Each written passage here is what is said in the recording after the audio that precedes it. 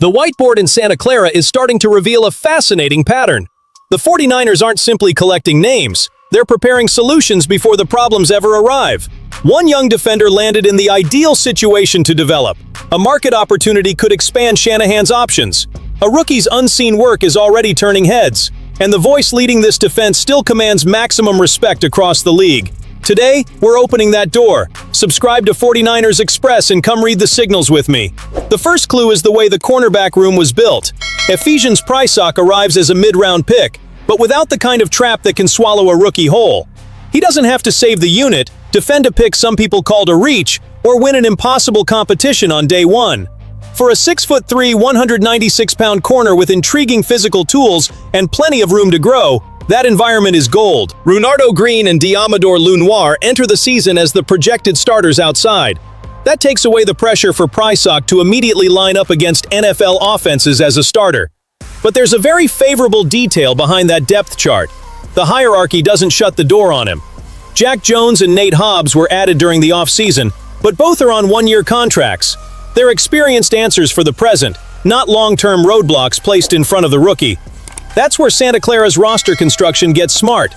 If Prysock needs time to sharpen his technique, route recognition, and discipline against NFL receivers, the roster can protect him. If he develops quickly and outplays Jones or Hobbs, the team won't be locked into long-term commitments with either veteran. He can rise through merit without the coaching staff having to manufacture an opening or work around a financial mistake. That creates a far more honest competition. There's also his connection with Lunoir, who already has a relationship with the rookie. For a young player, sharing a room with an established veteran who understands the demands of the defense can shorten conversations, clean up small habits, and help translate the details that don't always show up in the playbook. It doesn't mean Prysock will get special treatment. It means he'll have a trusted reference nearby while learning what the coaches truly expect in every situation. And don't mistake the absence of artificial pressure for a lack of ambition. If Prysock responds well in camp and takes advantage of his opportunities during the season, he could earn more snaps and possibly challenge Green in the second half of 2026. The key is that San Francisco doesn't have to force that leap in September. The 49ers built him a developmental runway with protection behind him, competition beside him, and open space ahead. Now the rookie can move at the speed of his own football, not the speed of desperation. Shift to the other side of the building, because the conversation on offense carries more urgency. George Kittle remains a centerpiece, a tight end who can block, attack the middle of the field, and completely change the temperature of a game. But relying on one player to preserve all that versatility creates unnecessary risk. Jake Tongas and Luke Farrell bring experience behind him. What's still missing is another explosive target who can make a defense think twice before the snap. Jonnu Smith belongs on the 49ers' radar. Pittsburgh released him in March, and he remained one of the notable veterans available later in the offseason. His production declined during his time with the Steelers, but his career has shown just how dangerous he can be when a system creates touches through motion and space after the catch. San Francisco wouldn't need to promise him a starring role. It would need to offer a clearly defined job, a competitive situation, and a path to rebuild his value. Inside those offensive meetings, the appeal would be easy to see. Jonnu doesn't have to stay attached to the tackle and run traditional tight end routes. Shanahan could move him into the slot, send him in motion, design screens for him, and bring him across the formation while the defense tries to figure out whether the package is setting up a run or a pass. With Kittle on the field at the same time, heavier personnel would stop revealing the offense's intentions.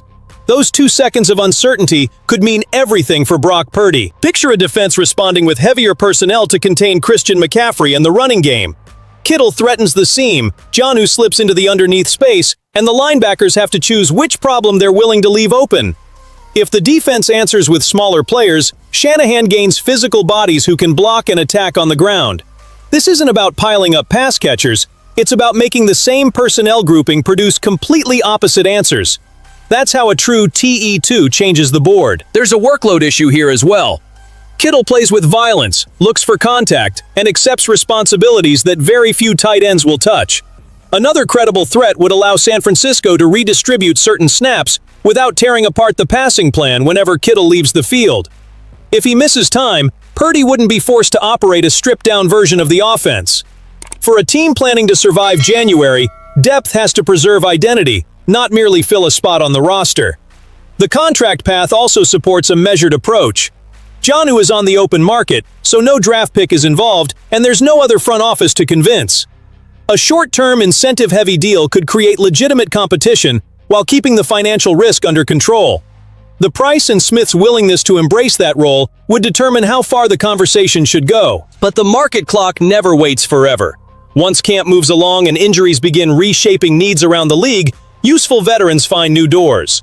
The 49ers don't need to act out of panic. They need to find out, while they still control the timing, whether there's a real match. One call could reveal whether this piece fits the budget and the plan. Ignoring the fit without exploring it would leave a tactical advantage standing outside the building. The next piece didn't come from a huge catch or a viral highlight. It came from the kind of work that almost never appears in a box score. During the team's second OTA practice, Zhaun Stribling was asked to cut off the defensive end on the backside of a run. The rookie attacked the contact without hesitation, threw his body into the play, and impressed Kyle Shanahan.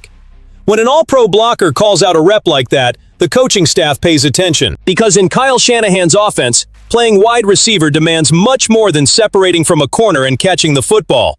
The outside zone system depends on players willing to seal the edge, cut off linebackers, and sustain blocks away from the original point of attack. That effort can keep a defender from ending the play early. On another Sunday, it can turn an ordinary gain into a touchdown sprint. Stribling already brings a 6'2" frame, speed, and a physical presence that can bother defensive backs. That explains part of the second-round investment.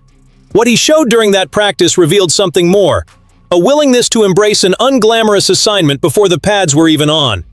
He didn't hesitate to put his face near a defensive lineman. He understood that in Santa Clara, the road to running routes also goes through contact. That detail could carry real weight in a crowded room.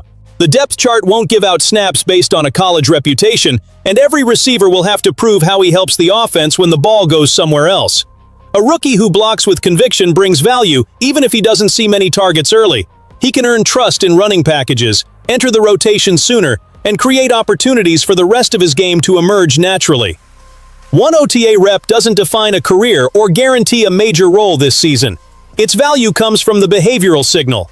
Technique can be corrected. Strength can be developed. The playbook can be learned. Convincing somebody to embrace contact against much bigger men is usually a completely different challenge. Stribling has already shown that he isn't interested in negotiating that part of the job. The source makes this glimpse even more meaningful. Juszczyk brought the rep into the conversation. He understands every angle, every responsibility, and every sacrifice needed to make this running system work. His praise wasn't tied to the rookie's name or draft status. It came from one specific action. That gives the excitement real substance. Now the war room belongs to us. Drop your answer in the comments. What should matter more when a young receiver is battling for snaps in this offense? Explosiveness with the ball or commitment without it? Stribling has started building his case in the exact place most people never even bother to look. There's a massive difference between public praise and the opinions shared when executives, coaches, and scouts are asked to rank the league's best players. In Jeremy Fowler's behind-the-scenes survey, Fred Warner still owns the #1 spot among NFL linebackers. After a fractured ankle ended his season in Week 6, that recognition carries even more weight. The league saw the injury. Even then, the people building rosters and designing game plans still put Warner above everyone else. Some people will try to frame 2026 as the unavoidable beginning of his decline. It's the easy script: veteran player, visually gruesome injury, fewer games on the latest resume. But the numbers he produced before the injury don't describe someone fading away. In 6 games, Warner recorded 51 tackles, including 2 for loss, 3 pass breakups, 2 forced fumbles, and a fumble recovery. He was still impacting every phase of the defense. His recovery gives us concrete reasons for confidence, too. Warner nearly returned if the 49ers had advanced further in the playoffs, and he has been healthy since late January. The fracture deserves respect and continued attention, but it doesn't demand the same kind of reconstruction associated with a torn ACL or Achilles. The path points toward Warner returning with the preparation needed to reclaim his elite level. Reducing Fred to statistics would miss the exact quality one NFL coordinator emphasized. He diagnoses plays faster than anyone else. That's the power the cameras can't always capture. Before the snap, Warner identifies formations, communicates adjustments, and gets his teammates into position.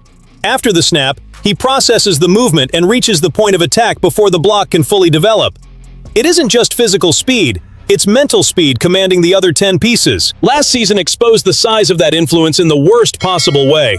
The defense was already dealing with Nick Bosa's absence and still found ways to survive in certain stretches. When Warner went down, the structure lost its stability. Alignment mistakes showed up. Plays broke down. The entire unit fell off, making it painfully obvious how much of the organization ran through him. Sometimes the strongest proof of a player's greatness appears in the void nobody else can fill. Warner defends the run, holds up in coverage, and gives the entire system its voice. His place atop this ranking isn't a Lifetime Achievement Award. He has earned 4 All-Pro selections since 2020. Only Myles Garrett has more during that stretch, with 5. The respect remains because the tape still backs up the name, and because opponents understand how many problems Warner creates before he ever touches the black carrier. For the 49ers, his return means far more than getting a starter back. It means restoring order to a defense that needs to become physical, coordinated, and reliable again. The doubters can point to the ankle and wait for the fall. Inside the NFL, the read remains different. As long as Fred Warner sees the game before everyone else, the throne is still occupied. And nobody in Santa Clara should apologize for saying that with their chest. There's an unwritten rule in championship seasons. By the time everyone finally understands the importance of depth, it's usually too late to build it. San Francisco appears to be working ahead of that moment. Every decision doesn't have to explode across social media. Some decisions simply need to make the roster more prepared, more versatile, and less vulnerable when January tightens its grip. That space between a quiet move and a massive consequence could become this team's advantage. Want to follow the build without missing the signals hiding outside the spotlight? Subscribe to 49ers Express and turn on notifications. The noise comes later. We'll be listening from the very first whisper.